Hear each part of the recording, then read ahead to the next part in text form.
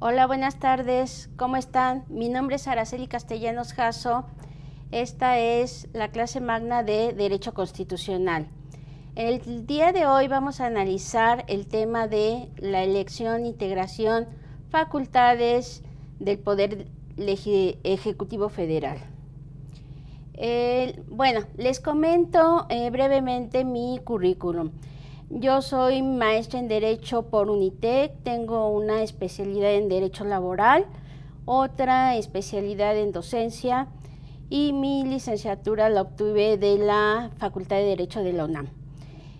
Tengo más de 25 años de experiencia docente, tanto en la modalidad de presencial como a distancia y a nivel licenciatura y posgrado.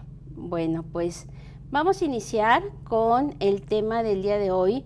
Esta frase de Immanuel Kant la elijo para el tema de derecho porque nos define muy bien lo que debemos de entender por derecho. El derecho es el conjunto de condiciones que permiten a la libertad de cada uno acomodarse a la libertad de todos los demás, ¿sí? Esto evidentemente es uno de los aspectos, pero pues nos ilustra muy brevemente y de manera muy clara lo que implica una facultad.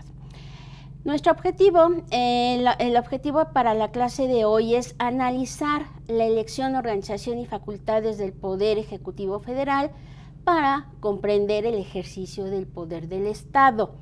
Recordemos bien que el Poder Ejecutivo Federal se deposita en una persona que se denomina Presidente de los Estados Unidos Mexicanos, ¿sí?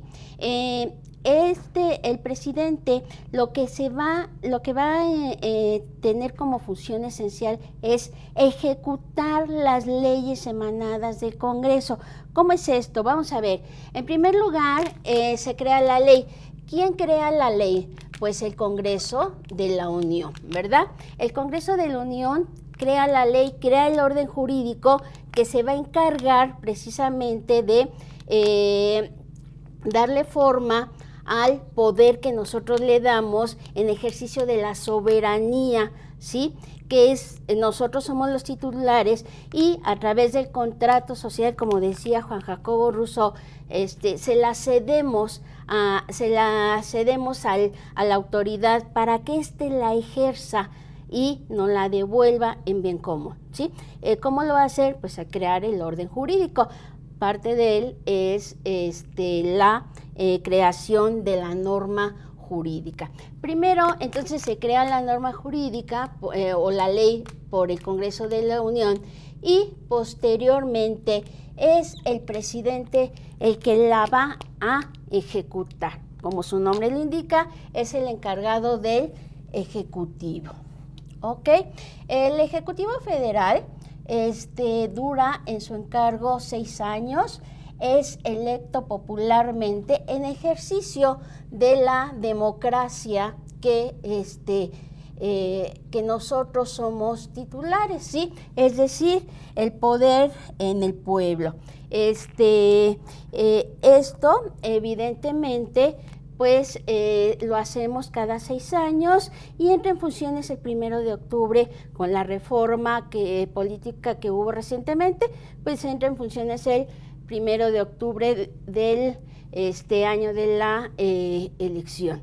Ahora bien, a grandes rasgos, en primer lugar, nuestro proceso electoral, el presidente se elige en primer lugar a través de un proceso sencillo, ¿sí? Que lo organiza el INE. El INE, que es el órgano autónomo constitucional porque no está encuadrado o jerarquizado dentro de un solo poder. Le rinde porque va a controlar la democracia, va a hacerla valer. Entonces, ¿qué es lo importante del INE? Pues necesita en todo momento autonomía, ¿sí? Necesita objetividad en la toma de decisiones. Por eso no le rinde a todos, le rinde le rinde a todos los poderes y no a uno en particular. Por eso se encarga de la elección, de organizar las elecciones. En segundo lugar, organiza la elección, el pueblo va a decidir en ejercicio de la democracia mediante el voto, va a elegir precisamente a quién nos va a gobernar. El tercer paso es que el Tribunal Electoral del Poder Judicial de la Federación se va a encargar de calificar esa elección después de resolver todos los conflictos que elección tras elección se presenta de aquellas personas que participaron en la elección y que crean que de alguna manera pues no se respetaron los derechos o el proceso fue legal, ¿sí? Entonces es el tribunal el encargado de resolverlo, ¿sí? Y por último, es la Cámara de Diputados quien va a emitir el bando solemne para dar a conocer quién ganó la elección del presidente, ¿sí? Quién es el que obtuvo la mayor cantidad de votos después de haber resuelto todas las controversias que de alguna manera se habían planteado ante el Tribunal Electoral. Emite una resolución, ¿sí? Y dictamina quién fue el ganador. Ahora bien, ya un poco viendo más específico el proceso electoral, vamos a ver. En primer lugar, se prepara la elección. ¿Sí? En la primera etapa, empieza en septiembre, ¿sí? Y termina en junio. ¿Cómo inicia? Pues para empezar, lo que hace es, se reúne el INE en primera sesión, ¿sí? Empieza a sesionar, se registran los candidatos, vienen las precampañas, vienen las campañas y posteriormente nos llevan al segundo paso, que es el día de la elección, la jornada electoral, ¿sí? Con la reforma ahora la jornada electoral será el primer domingo de junio del año de la elección. Antes era en julio, con la reforma se cambió a junio, ¿sí? Bueno, en esta se instalan las casillas, se vota, ¿sí? Los ciudadanos vamos con nuestro INE, votamos, ¿verdad? Ya que se cierran las casillas, se hace un escrutinio, se hace el cómputo de casilla por casilla y se manda esto al INE para que se califique, ¿sí? Vienen los resultados, en la tercera etapa, que es de junio a agosto, viene la recepción de la documentación, es decir, ahí se va a enviar todos los expedientes electorales de todos los distritos, ¿sí? Se van a hacer el cómputo por el Tribunal Electoral y se resuelven todas las impugnaciones. Reitero, esto es siempre se produce en este tipo de controversias, se resuelve por el tribunal y se manda el dictamen a la Cámara de Diputados, ¿sí? Para que en última haga la declaración del presidente electo, ¿ok? Bueno, esto es en cuanto a la elección del presidente. Pero ¿qué es lo que pasa cuando el presidente llegase a faltar? ¿Sí? Es decir, pues no está exento de sufrir alguna situación que le impida desempeñar el encargo. Entonces, ¿qué es lo que pasa? ¿Qué es lo que prevé nuestra Constitución? Inmediatamente que falte, entrará en funciones el secretario de Gobernación. Había esa laguna, ¿sí? ¿Por qué? Porque antes no se preveía que entrara el secretario de Gobernación. Convocaban al Congreso para que él nombrara un provisional. En este caso ya se previó, ¿sí? Y es el secretario de Gobernación el que se va a encargar del despacho inmediato del titular, va a quedar como presidente provisional, ¿sí? En lo que se nombra un presidente interino o sustituto, ¿ok? Bueno, vamos a ver, ¿cuál es la diferencia entre interino o sustituto? Resulta que el interino se nombra cuando la falta ocurre en los 2 primeros años del sexenio, en lo que se convocan elecciones y para elegir al nuevo presidente. Pero si la falta ocurre los 4 últimos años del sexenio, entonces se nombra un sustituto. ¿Quién lo nombra? Pues el Congreso de la Unión. ¿Por qué? Porque son nuestros representantes. Como pueblo, son nuestros representantes inmediatos, ¿sí? Cámara de Diputados y Cámara de Senadores. Entonces ellos son los que de una manera indirecta nos van a representar y a nombrar, si es el único caso de representatividad indirecta que se produce en la Constitución, en donde el presidente pues será aquel que nombre el Congreso de la Unión.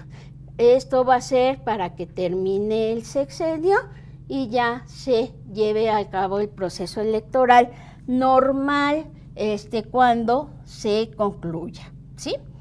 Bueno, esto ya está previsto, esto es muy importante. ¿Por qué? Porque de esa manera vamos a, no quedamos en ningún momento desprotegidos como gobernados.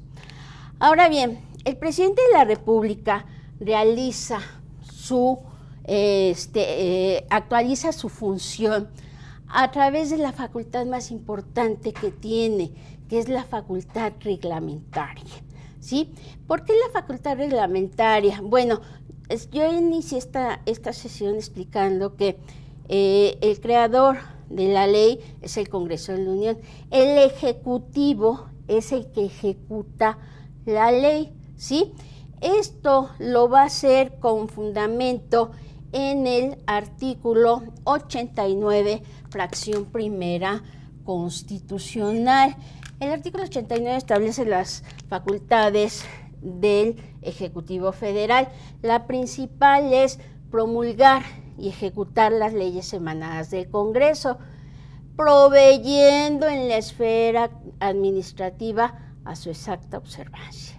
¿Qué quiere decir esto? Que le dicen, a ver, Congreso de la Unión, yo genero la ley de educación. Tu presidente tienes que ejecutar. No te voy a decir, a ver, ejecuta la ley de educación, no. Con base en esta facultad lo va a tener que hacer, ¿sí? Facultad y obligación. Entonces, ¿qué tiene que hacer? Bueno, instrumentar todo lo necesario, sí, instrumentó el control, la evaluación de los maestros, etcétera, etcétera, ¿para qué? Pues para darle cumplimiento a la nueva ley de educación. Entonces, esto lo va a hacer a través del acto administrativo. El acto administrativo, que es muy importante porque constituye el ejercicio de la función esencial del Ejecutivo. Dice el doctor Acosta Romero, dice que el acto administrativo es una manifestación unilateral porque exclusivamente es el presidente el que la genera, ¿sí? Y externa de la voluntad que expresa una decisión de autoridad administrativa competente, ¿sí? Es decir, que a través de la ley se le dio esa facultad. competente en ejercicio de la potestad pública. ¿Qué quiere decir esto? Pues en ejercicio del poder que le damos a través de la propia Constitución y de todas las leyes emanadas del Congreso. Decisión que crea, reconoce, transmite, declara o extingue derechos u obligaciones, ¿sí? Como todo acto jurídico. Es generalmente ejecutivo, no nos preguntan, se tiene que realizar. Y se propone, y el propósito, el objetivo que tiene es satisfacer el interés público. Evidentemente, todo acto de autoridad tiene que tender a satisfacer el interés público. Ahora bien, el presidente, como titular de la administración pública, tiene que trabajar de acuerdo a la Constitución. Esta administración pública es centralizada y paraestatal. Esto lo establece el artículo 90 constitucional.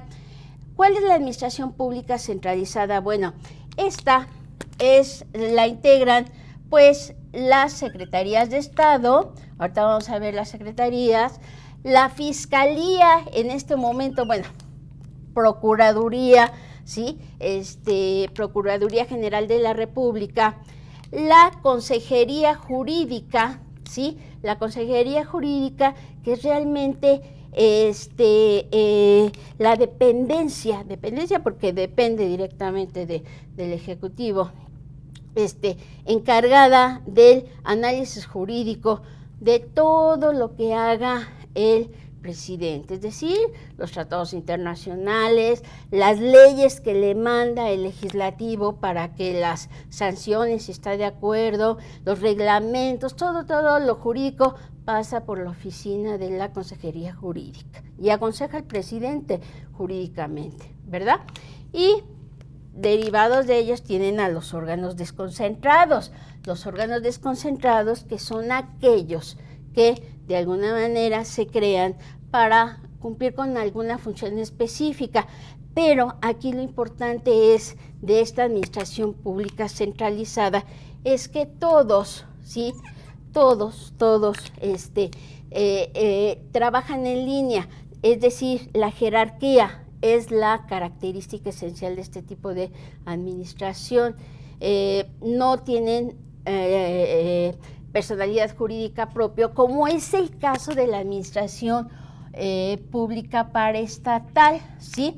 Esta sí tiene personalidad jurídica propia y por lo tanto son como cualquier persona jurídica, tienen un nombre, un patrimonio, domicilio, etcétera, etcétera, ¿sí? Cosa que no tiene la administración pública centralizada.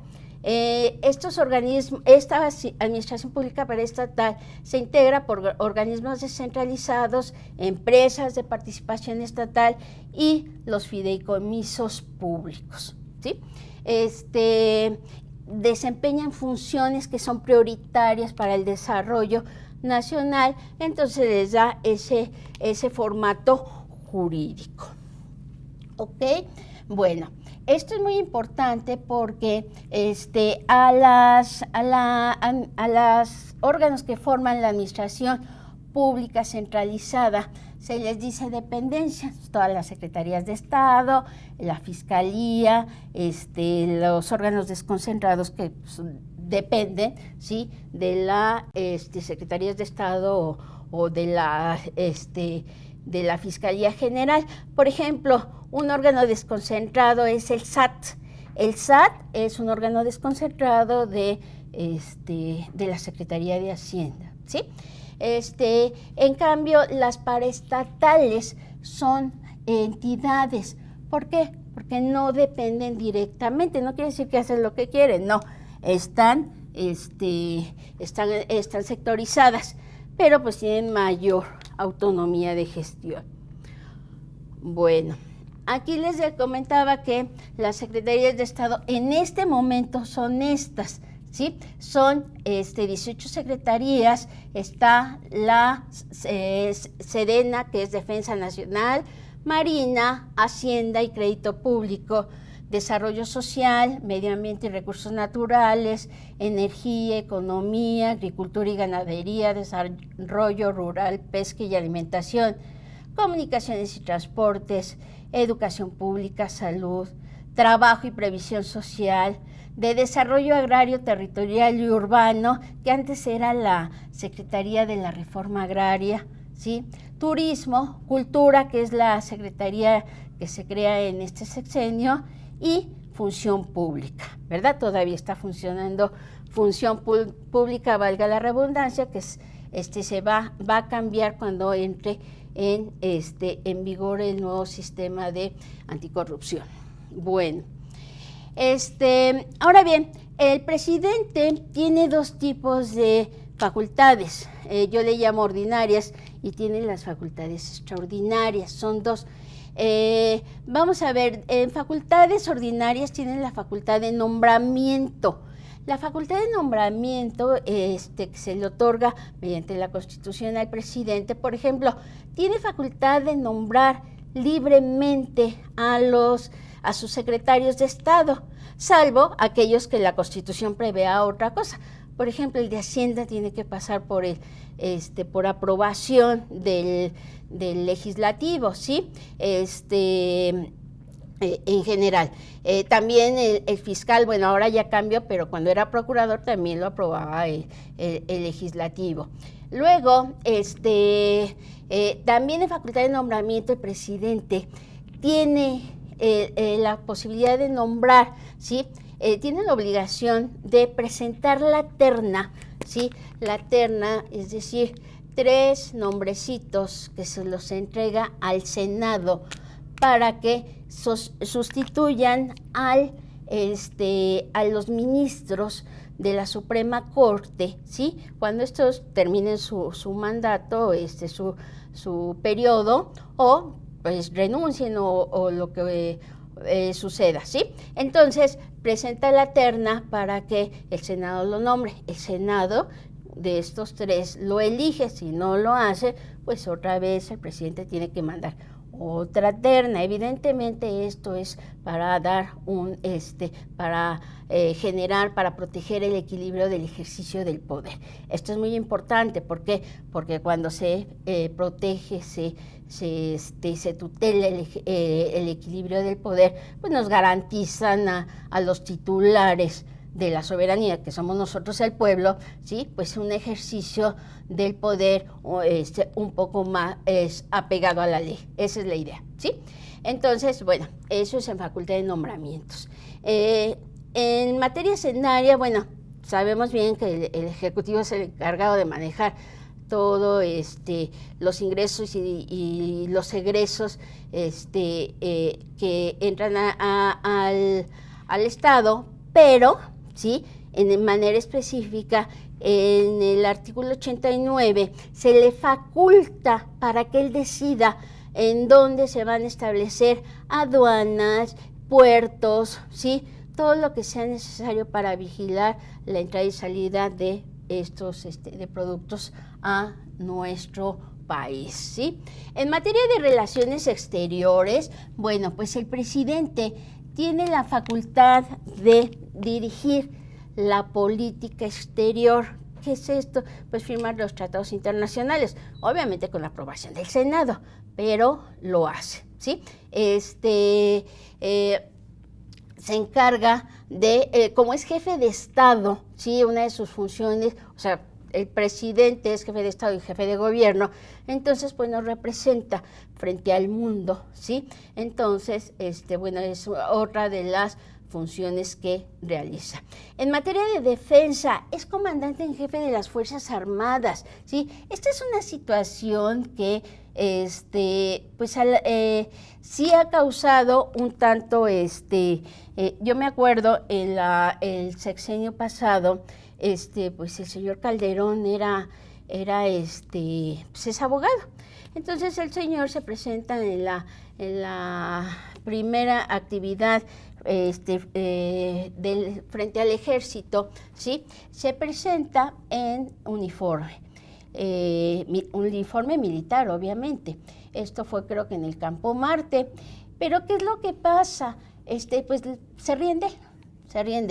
Pero pues resulta que el señor como abogado pues sabía muy bien que era comandante en jefe de las Fuerzas Armadas y tenía todo el derecho de presentarse con su uniforme, ¿verdad? Lo criticaron mucho, pero bueno, pues es así. Se encarga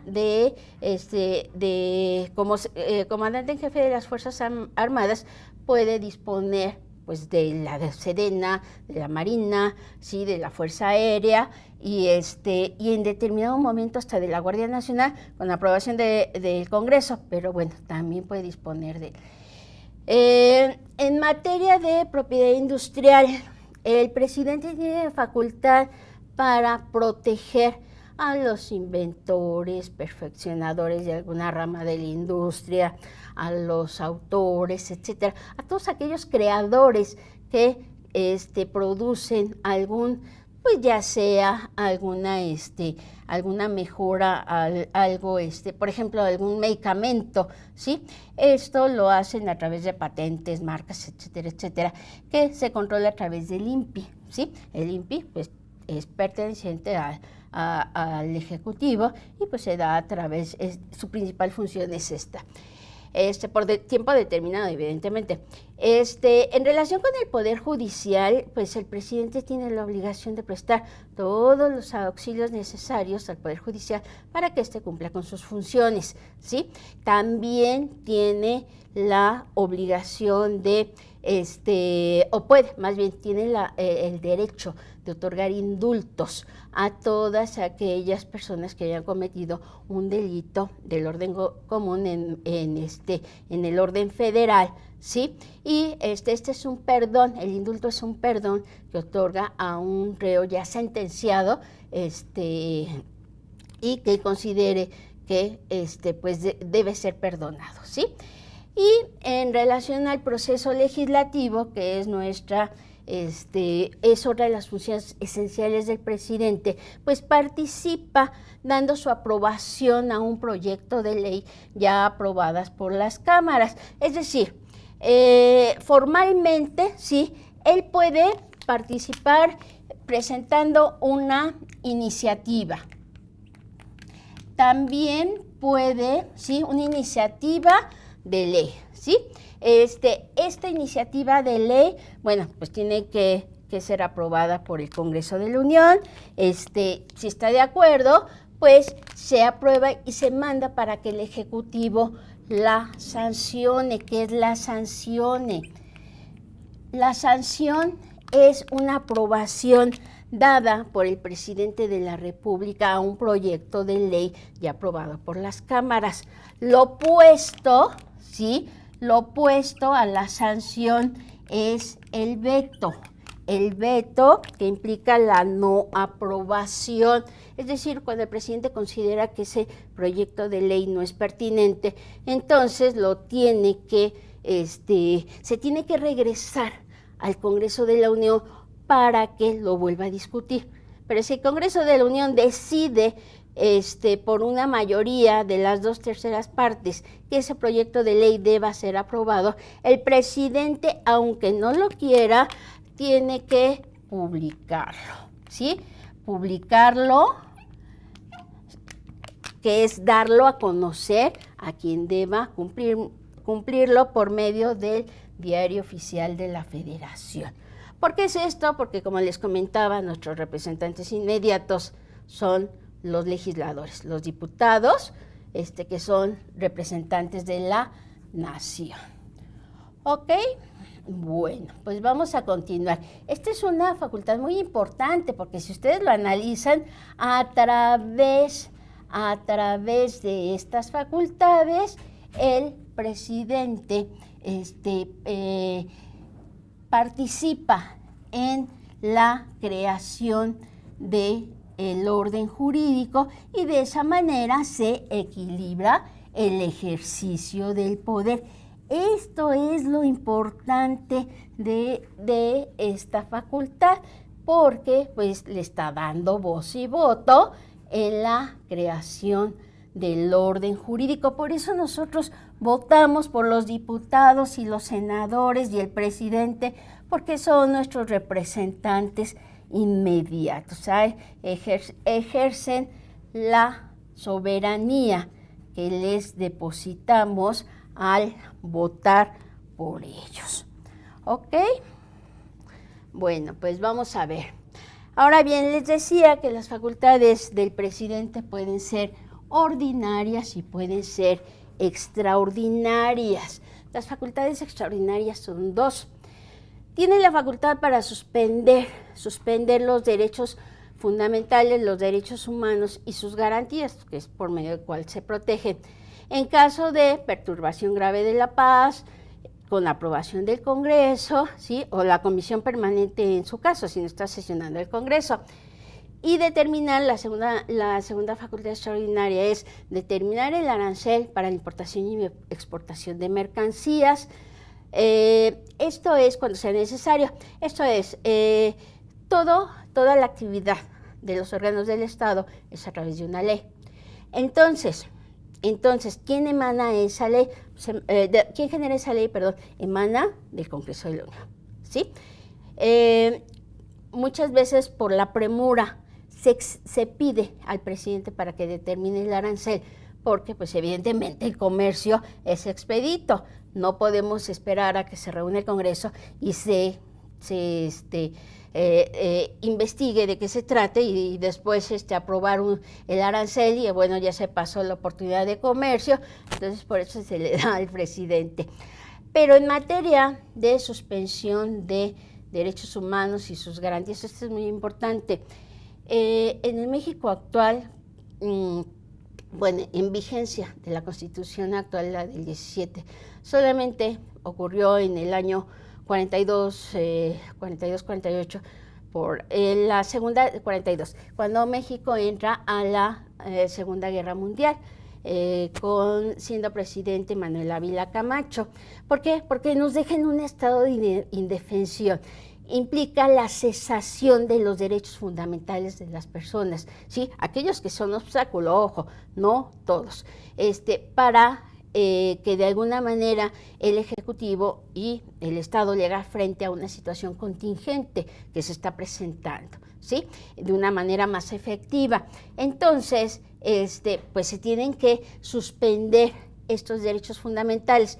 No pueden ser todos, ojo, pero sí aquellos que son obstáculos. Vamos a ver cómo es el proceso. En primer lugar, pues el Ejecutivo pues ve la necesidad de acordar la suspensión de garantías. Le solicita al Congreso de la Unión para que apruebe, ¿sí? Evidentemente, porque es el Congreso, nuestros representantes lo tienen que aprobar.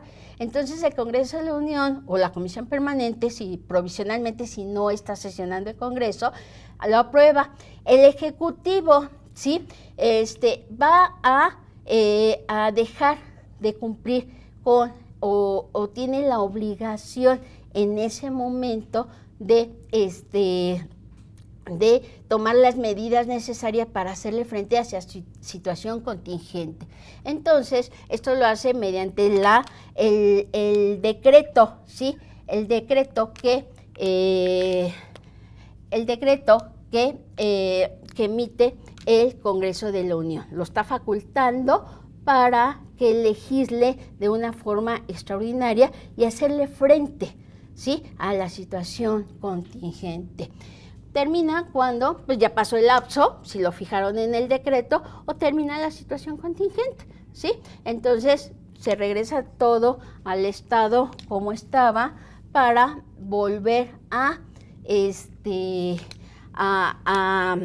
reincorporarle los derechos a la ciudadanía.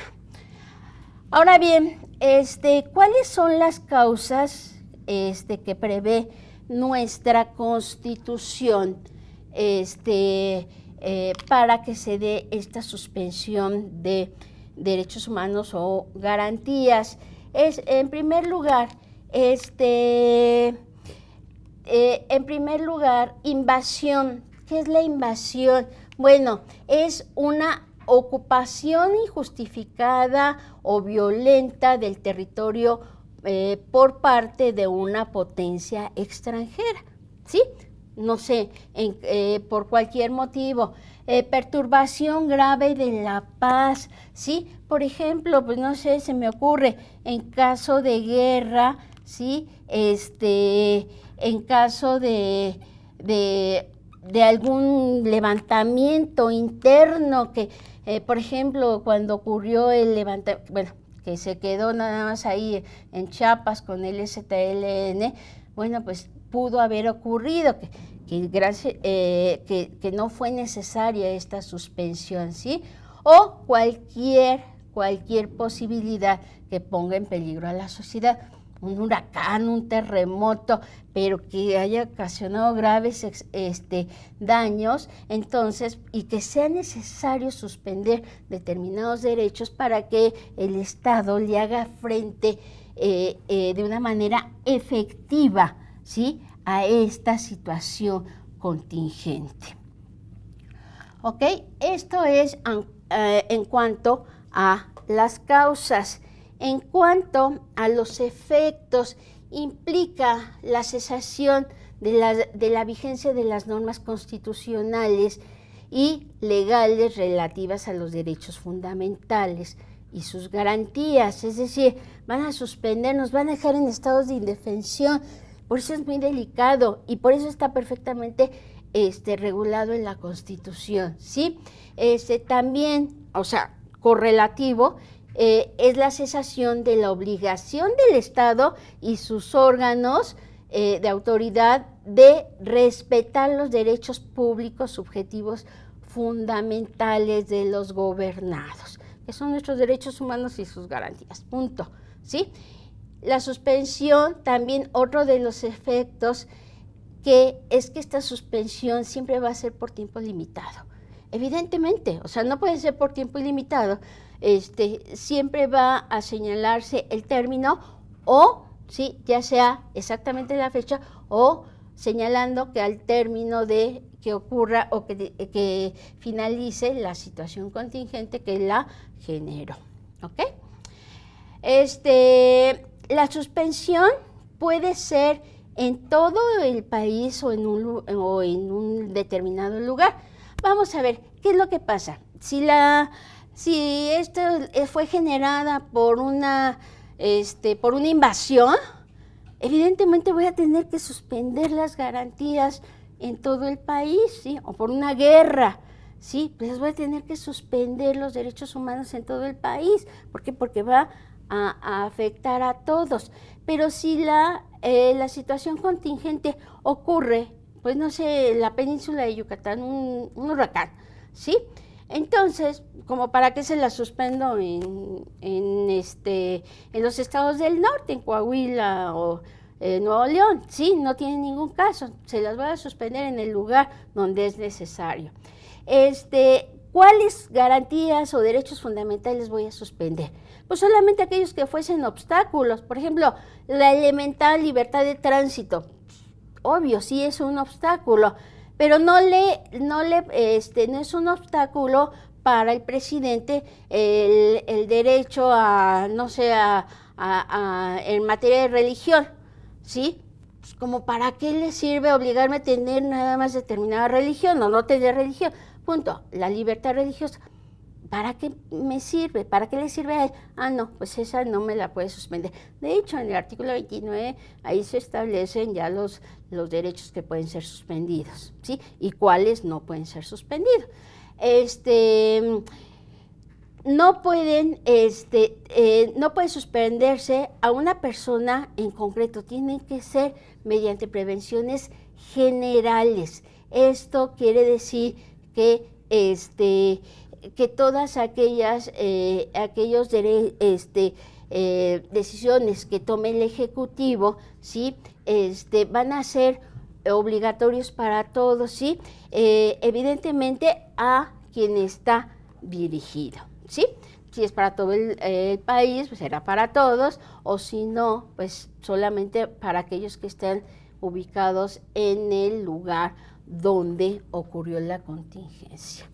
Bueno, pues vamos a concluir, ¿sí? Vamos a concluir diciendo lo siguiente. El poder ejecutivo se deposita en un presidente de los Estados Unidos mexicanos. El ejecutivo es jefe de Estado, jefe de gobierno y comandante en jefe de las Fuerzas Armadas, por lo tanto. Es titular de la administración pública. Esta es centralizada y paraestatal, ¿sí? El presidente concreta su función a través del acto administrativo que tiene su fundamento en la facultad reglamentaria. Las facultades del Ejecutivo Federal son facultades ordinarias y extraordinarias. Bueno, con esto estoy concluyendo, pero vamos a pasar a la sesión de dudas y comentarios. Vamos a ver, aquí tenemos una pregunta. La COFEPRIS es un órgano descentralizado del poder presidencial o de la Secretaría. A ver, la COFEPRIS es de la Secretaría de Salud, ¿sí? Es encargada precisamente de la prevención de la salud, ¿ok? Bueno, ¿alguna otra pregunta?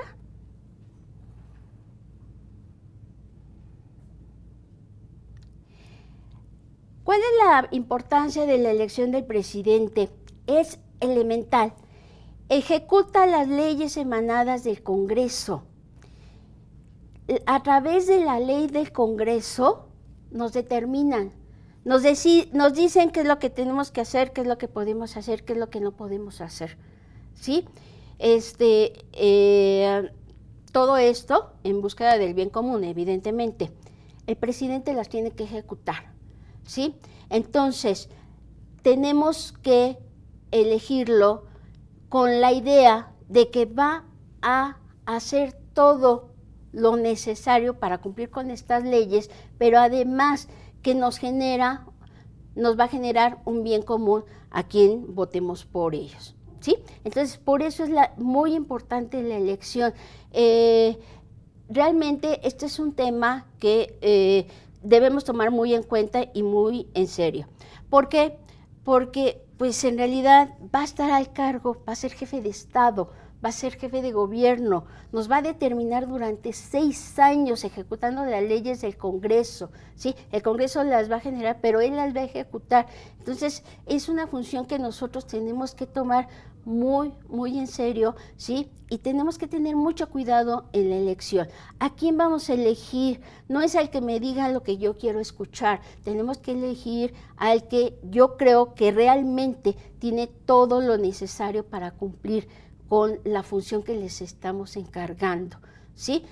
Esto es muy importante, es determinante para todo un país. ¿Algo más?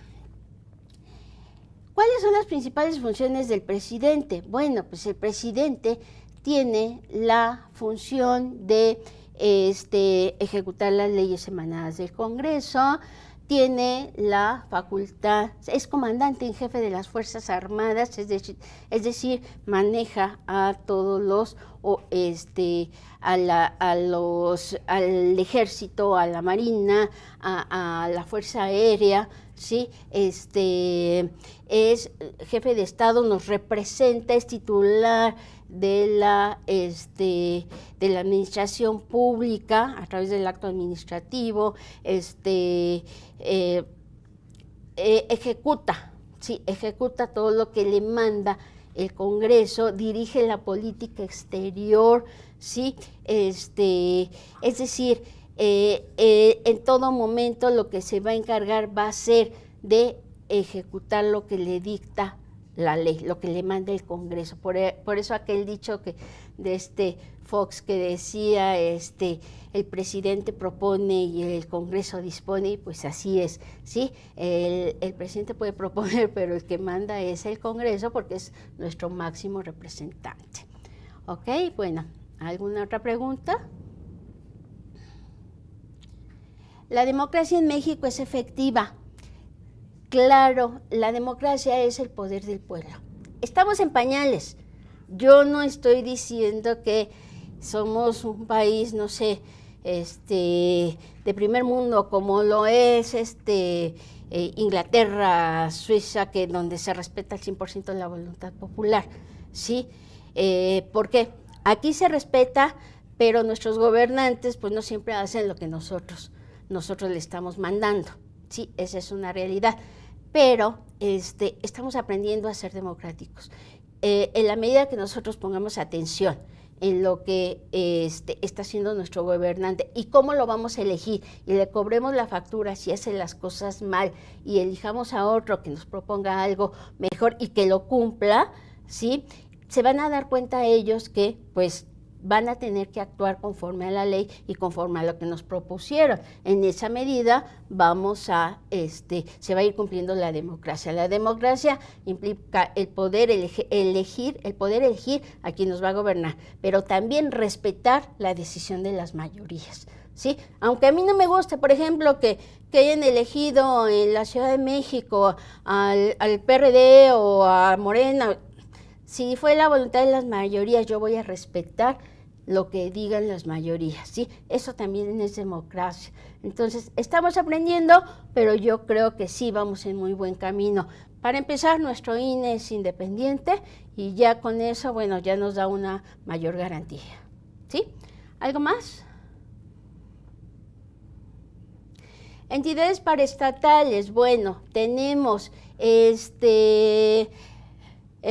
pues no sé, está Pemex, está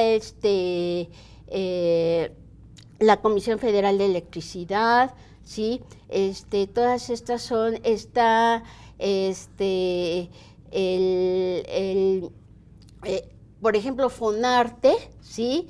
O Fonatur, ¿sí? Que son fideicomisos de turismo, por ejemplo, Banrural, todas estas son paraestatales, ¿sí? ¿Algo más? A ver, díganme.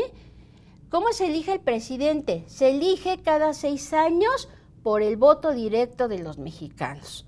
¿Quiénes lo podemos elegir? Los ciudadanos mexicanos, aquellos que seamos mexicanos por nacimiento o por naturalización, en pleno ejercicio de nuestros derechos políticos, que tengamos más de 18 años y que además tengamos nuestra credencial del INE. Ese es un requisito formal, ¿sí? Yo puedo cumplir todos los anteriores, pero si no tengo mi credencial, no estoy en el padrón electoral, no puedo votar por ellos, ¿sí? ¿Algo más? Si llegase a faltar el presidente, ¿sí? Inmediatamente el secretario de Gobernación tomaría en ese momento entraría como presidente provisional, tomaría el cargo como presidente provisional, en lo que el Congreso nombra a un presidente interino o sustituto. Interino si la falta ocurre en los 2 primeros años del sexenio y sustituto si la falta ocurre los 4 últimos años del sexenio, para que termine el sexenio, ¿sí? No nos quedamos sin ejecutivo, inmediatamente es nombrado, ¿sí? ¿Alguna otra cosa? A ver. Ustedes me dicen si tienen alguna duda.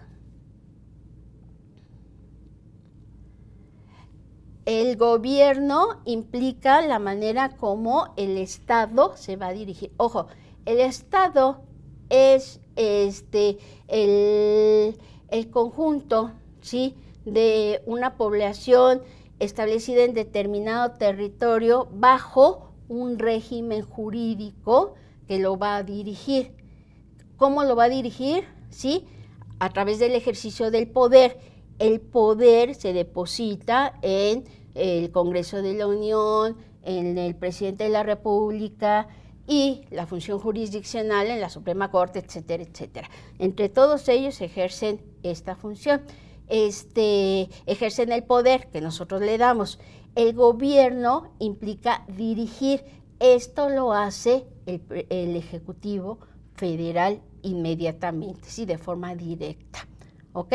A través de las leyes emanadas del Congreso, obedeciendo lo que le determina el orden jurídico, por medio de la ley. Esa es la diferencia. El Estado, ¿sí?, se dirige a través del gobierno, ¿ok? De manera concreta. ¿Algo más? La función del Ejecutivo es vulnerable debido a los actos del Congreso. Lo que pasa que el Ejecutivo, como su nombre lo indica, tiene que ejecutar las leyes emanadas del Congreso, ¿sí? A ver, esto es muy importante. Vamos a ver, nosotros votamos por diputados, senadores y presidente. ¿Por qué creen que votamos por ellos? Porque son nuestros representantes inmediatos. El diputado y el senador tienen que hacer lo que nos convenga más a nosotros como pueblo. Entonces, ¿cómo lo va a hacer? A través de la creación de la ley, ¿sí? En esa situación, ¿sí?, va a crear la ley que nos va a generar bien común a nosotros.